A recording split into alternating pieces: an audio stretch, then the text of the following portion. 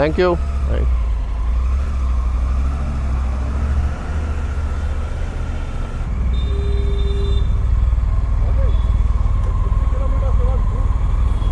अभी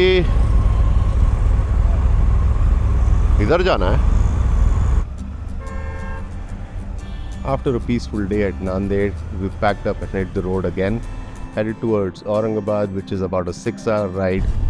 This was since we took a little longer route because there was some work going on the other road.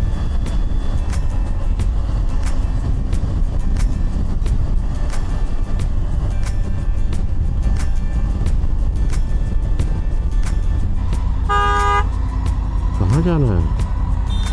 Oh shit! There's a car down. It's gone from here and gone to that side.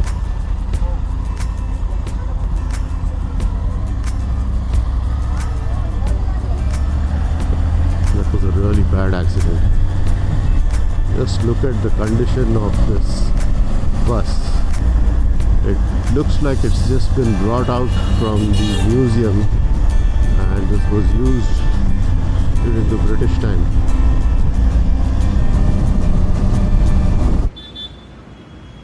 The ride itself was comfortable, a couple of tea breaks along the way, and there were just long stretches of heat, just heat. It was very hot, and finally late afternoon we reached Aurangabad. My family and another friend's family, they joined us at Aurangabad by train.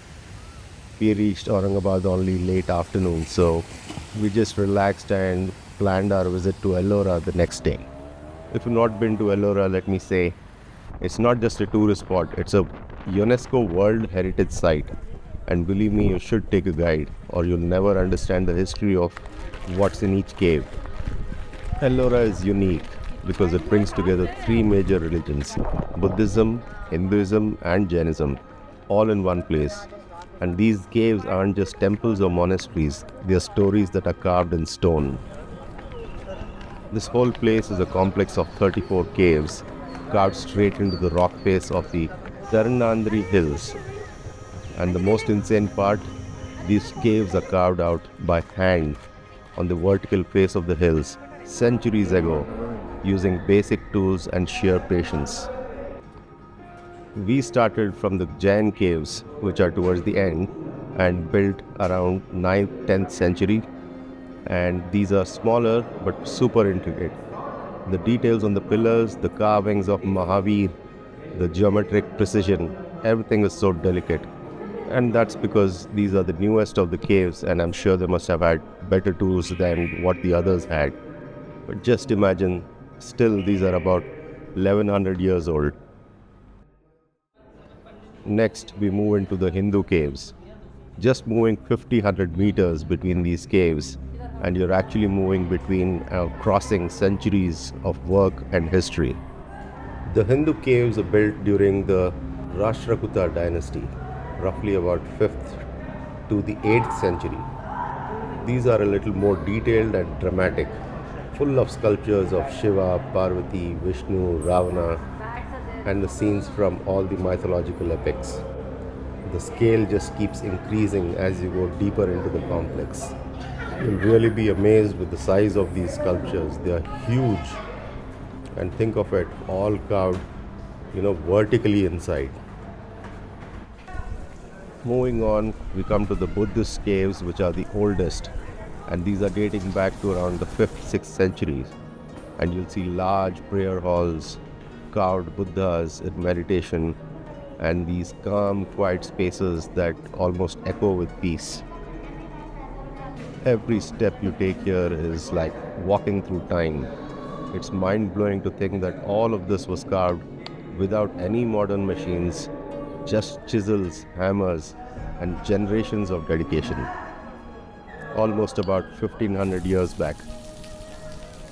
Our guide had left the jewel of the crown, one that completely steals the show, is Cave 16, the Kailasa Temple. This isn't just a cave. It's a temple carved from a single rock, top to the bottom. No joints, no cuts, just one massive monolith.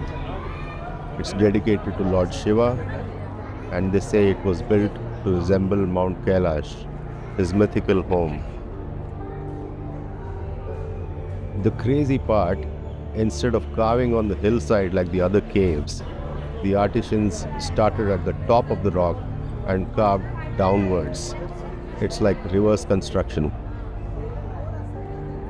They removed around 400,000 tons of rock, and it took over 100 years to finish. Just imagine that. Generations working on something that they wouldn't even live to see completed. The scale is unreal. Massive pillars, courtyards, life-size elephants, detailed sculptures, all carved straight into the cliff. And all around the temple walkways, you have huge sculptures of different parts which are taken from Mahabharata and Ramayana. Each and every pillar is so aligned that you don't need to take measurements. You can just have a look and see how straight and neatly aligned they are. If you look at the 20 rupee note now, you will see one of the pillars from Ellora Cave from this particular Kailash temple. The Kailash temple itself, you can walk around inside, climb up a level, and then every corner there's something new that catches your eye. It's dark inside, so we could not take too much videos, which made no sense. And if you ever thought stone couldn't be graceful, this place will change your mind. After Ellora, we made a quick stop at Aurangzeb's tomb in Dulatabad. This is just a few minutes away, not too far. And unlike the grand tombs of other Mughal emperors, Aurangzeb's final resting place is incredibly simple. Again, no one is allowed to take photographs here. I wonder why. It's just a plain grave open to the sky, as per his wishes. It's quiet, it's kind of humbling, especially when you compare it with everything else that the Mughals built. Ellora was tiring, but after lunch, our next stop was the mighty Daulatabad Fort. And let me tell you, this place is a beast. Daulatabad implies an adobe of wealth. There are many plunderers on this fort and region. Famous is Muhammad bin Tughlaq, who relocated the capital from Delhi to Devagiri in the 14th century, and he's the one who renamed it as Daulatabad. It's a massive hill fort, about 800 years old. It's been ruled by a long list of kings, Yadavas, the Delhi Sultanate, Mughals, all of them left their mark. I managed to walk a part of it, but honestly, after the Ellora climb, my legs were giving up. The way to the citadel is through a tunnel called Andheri, or darkness meant to trap invaders. I couldn't make it all the way to the top. It's a serious hike, but even from halfway, the view is just worth it. The massive tall red tower is the Chand Minar, or the Tower of the Moon. It's the world's tallest stone minaret, and it was built as an image of Qutub Minar. It was constructed as a victory in Gujarat by Alauddin Bahmani in 1435. We conquered the fort. We wrapped up the day with a visit to Bibi Ka Maqbara. It's also known as the Mini Taj Mahal of the Deccan. It was built by Aurangzeb's son Azam Shah in memory of his mother. So yeah, it's basically Aurangzeb's version of the Taj Mahal, though on a much smaller scale. The structure is beautiful. White dome, 4 minarets, water fountains, there are symmetrical gardens around. And honestly, when you're actually on the top at the pedestal, it's actually not so small.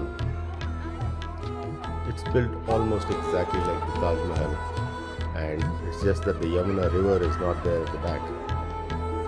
It doesn't have a very polished or that perfection of the Taj, but it has its own charm.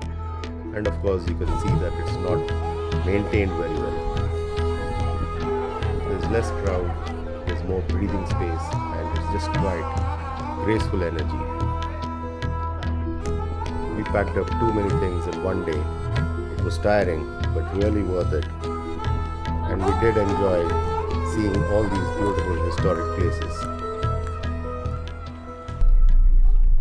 The families left at night back to Hyderabad by train, and we started our ride back the next day. Beautiful weather and lovely roads. Hope you enjoyed the video, and don't forget to subscribe, like, share, and hit that bell icon. See you in the next one.